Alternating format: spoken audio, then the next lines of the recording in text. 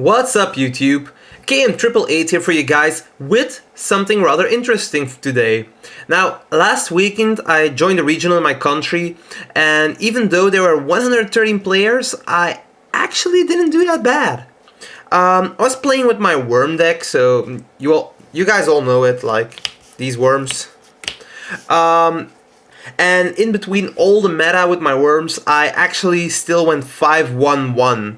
So I actually got to the finals, but because I lost there, some other players jumped over me in the standings, so I ended up 6th place. All in all, not a bad ranking, and I'm really happy about it. It isn't a bad accomplishment for a worm deck, I think, and that's basically the reason for me wanting to share my experiences with you guys.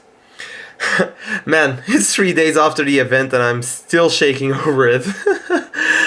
Now, if you're interested in my matchups, I'm actually gonna write these down below in the description because I think that's a bit easier for now, and I also want to go right into the deck profile for you guys.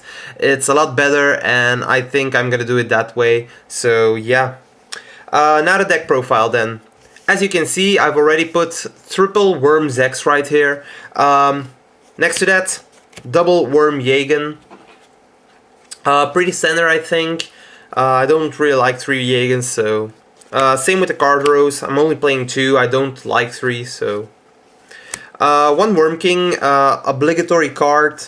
Sadly, you really need to play it, but it's dead so many times. I actually drew it 7 or 8 times in my opening hand this regional, so it was pretty bad at that point. But I got to tribute summon it sometimes, so that was fine.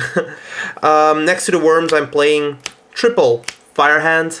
Firehand's actually so great. It's awesome, and I prefer it over Ice Hand in any opening hand. So I'm playing triple Firehand and only 2 Ice Hand because of that. Ice Hand is also dead against Shadoll and Nekroz, so I think it was a good choice. Then, double Traptrix Myrmelio. It is a trap-based deck, and Myrmelio nets me another trap, so it's really good. So yeah. Then, 1 Thunder King Ryo, boss of the meta. If you summon this and they don't have an out, Nekroz kinda loses, so yeah, it's pretty good. And then to protect that Thunder King and the worms, I'm playing double Honest. Honest is really awesome, and it came really in handy this event. I even got into situations where I just attacked with this card just for some more damage, and it's really good. That's it for the monsters. I'm playing 18 monsters actually, so it's really a lot for a worm deck, but I think I need it. So in this format, running less monsters than 18, so like 16 or 15 monsters, and you don't have anything to search, then you're really having a problem. So for spell cards like warrior decks, they can Satellas, they can run 14 monsters or less because they have Rhoda and stuff. So I don't have things like that, so I have to play more monsters, I think. For the spell cards, I'm not playing that many. I'm playing double Duality. It's just for consistency purposes. I wouldn't play 3 if I could, just because of the fact that Mind Crush is a thing. I don't want to give my opponent too much information over the cards that I'm actually adding to my hand, so that's a thing. Pot of Dichotomy, I'm playing 6 or 7 typings. I really need to count those. But yeah, Dichotomy is almost always live, so yeah. I'm only siding it out against decks that banish a lot, like Nekroz with Trishula. And heroes with Dark Claw, so yeah, it's really good. Then I played the 1 Book of Moon. Book of Moon was awesome this event, just to be able to flip your monsters back down again and get those flip effects again, or do stop attacks. I think I've drawn Book of Moon 3 times or something, and it helped me out each time, so I wouldn't cut it if I could. 1 Soul Charge, didn't draw it this event at all, so I didn't need it as well, so I was kinda happy that I didn't draw it. If I would have drawn and played it, then the Soul Charge might have been my downfall for losing more life points, so yeah. That's only it for the spells. I'm only playing 5 spell cards. I don't think that a lot of spells is actually good this metagame, so I'm playing less and less, I think. for MSTs, they are all on my side. I'll explain why as I come to it. For trap cards, I'm playing 18 traps. First of all, 3 W Nebula Meteorite, the most broken archetype relevant trap card there is. If you get it off in a favorable situation, you actually go like +3 with this card, so it's really crazy. Then, next to it, I'm playing triple Mind Crush, answer to the meta. Nekroz, Burning Abyss, Satellas, even Shadow, they all get hit with Mind Crush hard, and that's really awesome. That's what you're going for with a trap card, basically, to hit a deck as hard as you can, and Mind Crush just does that. You only need to watch out that you always keep a card in your hand when you have this, because else you can't activate them. And yeah, just activate them at the right timing. What's best for you at that point. Then, in my opinion, one of the best trap cards of the game at the moment, Fiend's Chain. Stops an attack and stops effects, so it's really awesome in a lot of matchups. Then, I'm playing double Mirror Force, because Mass Destruction is really good these days, even against Burning Abyss and Shadow, so just to wipe a field. Burning Abyss and Shadow often go for the OTK, and then you can stop it with Mirror Force, so it's really awesome. And then one more Mass Destruction card, the Torrential Tribute.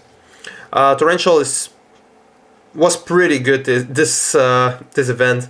Every time that I got it off, it was so favorable that I won, so really good. Next to these, I'm playing 3 Trap Hole cards for the Myrmelio engine. So I'm playing double Time Space Trap Hole and 1 Bottomless Trap Hole. Now, over the Time Space Trap Hole, I have to say one thing. In the finals, I actually misplayed with this card. My opponent summoned a Clausulus from his graveyard, and I didn't notice it was from the grave, so I actually activated the Time Space. And my opponent read the card, and he didn't notice the fact that it doesn't work from the graveyard, so my opponent actually sent it back to his deck. Now, at that point, it really didn't matter, because I still had Ring of Destruction face down, but I just wanted to bounce the thing back to his deck, and I really didn't notice that he summoned it from the graveyard. It was so late on the evening, and I was kind of down at that point. It was a really long day, and that was the one misplay I made the entire tournament, actually. So I was really, the Time Space really came in handy at the tournament, and I wouldn't cut him out, so yeah. And then the Bottomless was golden, like the entire tournament, so even against things that don't special summon monsters with 1500 or more that many times, so Bottomless was just great. And then next to that, I'm playing 3 more one-offs, like power cards, the Solemn Warning, Vanity's Emptiness, and Ring of Destruction. All pretty good cards, and you need to know when to activate them, so yeah, it speaks for itself. 18 trap cards. Together with the 18 monsters and the 5 spells brings the deck to 41. Wouldn't run it any other way, so yeah, 40 is too little, I think, in Worms. In other decks, it's favorable to go 40, but in Worms, I think you need 41, so it might seem weird, but it's a personal choice in that matter. Now, for the extra deck, I'm like only playing level 4s and 1 Worm King, so I'm actually only playing rank 4s. I'm gonna put the rank 4s that I used this tournament, I'm gonna put them right here, and the ones that I didn't use, I'm gonna put them here. Now for Dweller, I didn't use him at all, so I'm gonna put him here.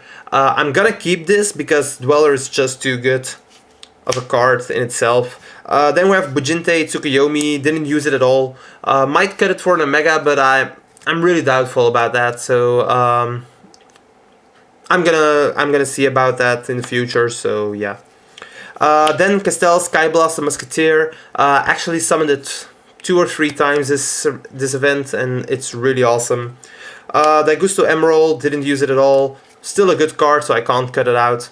Dark Rebellion, Exceed Dragon, used it once to get over a Dark Law, and it actually won me the game at that point, because 3-7 attack isn't really something to laugh at. Then we have Diamond Direwolf, another staple rank 4, especially because I don't main the MSTs. This thing is just there to pop stuff if I need it, like a Macrocosmos or something. Evil Swarm, Excitonite. When I have to pop something, most of the time I go into this instead of Diamond Dire, so I went into him twice and it was really game changing at those points, so yeah, really good. I also got Accident 3 times that event, but yeah, it was really... the card itself is really good, so yeah. Gaia Cowboy, made him once to make game, and I was about to make him a second time to make game against Qliphort player, but the guy scooped on me because he knew that he couldn't win and he saw the Cowboy coming, so I didn't need to summon him, but it would have been game with the Cowboy. King of the Feral Imps, made him twice, both times to get myself to a worm while I had the meteorite, so I could go on from there, and boy was I happy to have this. Rhapsody and Berserk, in my eyes, the best Exceed in the game right now, rank 4 at least. Sadly, I didn't come to a situation where I could use it to gain more advantage, because I either had too little monsters to protect myself, or the opponent just didn't have anything in the grave worth banishing, so yeah. The Pink Dragon, Heartland Draco, didn't use him at all. Still a good card, 2000 damage is really good to finish off games, but in this case I didn't need it at all. Silent Honor Arc, made him once in the finals. It actually did good because getting in some damage with a 2-1 beater is really nice. In retrospect, I could have made something else that would have been good as well, so I don't know if I needed this that much, but it came in handy at that point, so I was really happy. Ragna Zero, didn't make it at all, but it's in there for Fire Fist, Yosenju, stuff like that, things that boost. Number 106, Giant Hand. I actually made this thing twice, and I should have made it a third time instead of the Silent Honor Arc. The fact that you can negate an effect is so threatening for the opponent that I always try to play around it, and if you have a lot of back row and you can protect this card, then you mostly win the game because of that. I actually won against Stella matchup just because I had this and my opponent tried to play around it and they couldn't, because I still had Veilers in my hand and trap cards on the field, and the Giant Hand was just so prominent at that point, so I was really happy with it. Against a Burning Abyss Shaddoll player, this thing actually got Karma cut, so that was that. And the last slot in my extra deck is Photon Papilloperative. I actually made it on the event.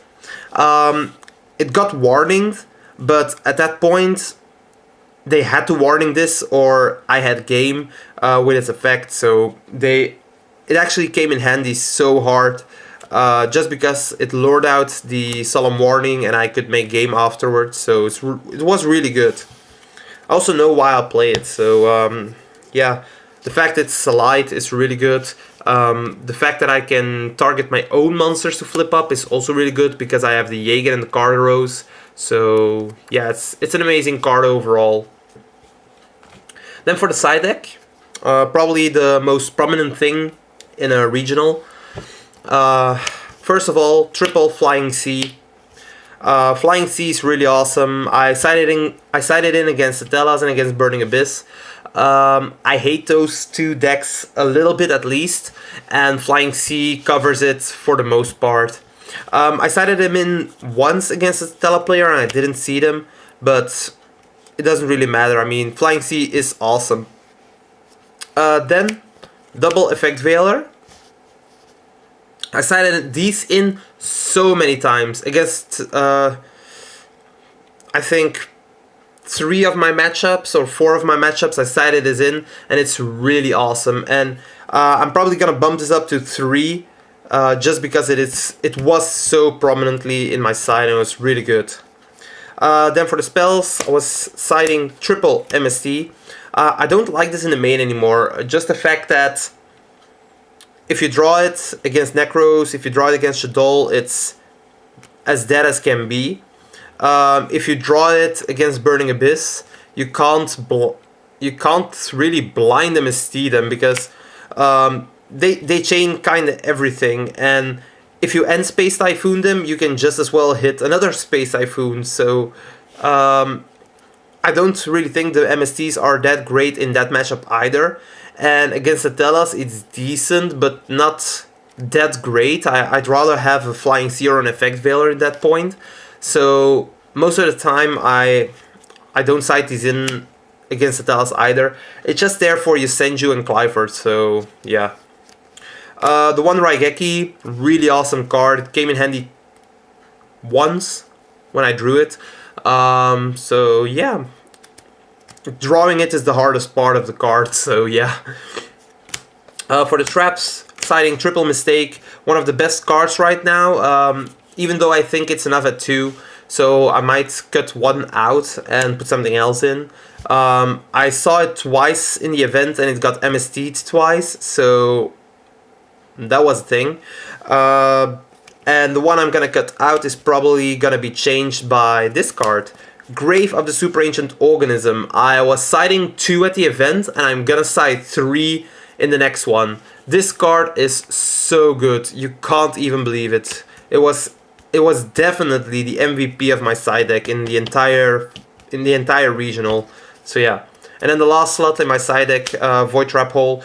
I have a Mermelio.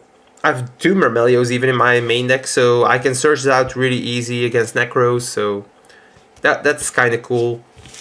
That's it for the deck list, actually. That's the entire deck profile. Also, now I wanted to mention that if you're interested, I actually also did a deck profile for someone else's channel right after the event. So if you want to check that out, the link's also down in the description. And lastly, I'm gonna do an updated version of this deck pretty soon. I hope against next week. It's only gonna include the changes that I make, like the entire deck list, but with the changes that I was thinking about after the event, things that are definitely gonna help this deck out. And I'm also gonna explain more of my deck choices in that video, because else it will look too much like this, and that's kinda dull, I think. Now, anyways, I hope you guys like this video, and I'll see you guys in the next time, I guess. So, yeah. Ciao!